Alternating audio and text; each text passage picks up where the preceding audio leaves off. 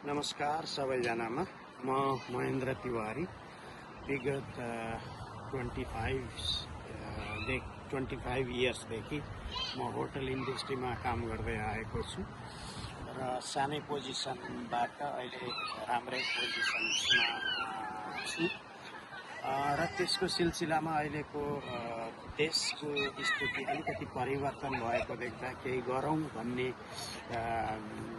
लागेर मैले एउटा सानो जानकारी दिन गइरहेको छु। त्यो जानकारी हो मैले एउटा अनलाइन होटल बुकिङ्स खोल्ने डिसिजन गरिसकेको छु। ओके, त्यसले गर्दाखेरि त्यो अनलाइन अहिले अन्डर डेभलपमेन्टमा छ। तपाईहरु गएर हेर्न नि सक्नुहुन्छ। टाइप गर्नुभयो भने starteverest.com त्यहाँ अहिले होटलहरु रजिस्ट्रेसन प्रोसेस भइरहेछ। त्यसले गर्दाखेरि तपाईहरुको साथ सपोर्ट सहयोग र कमजोरीहरु केही छन् भने मलाई औँलाई दिएर मलाई अलिकति बलियो बनाइदिन सहयोग गर्नु होला।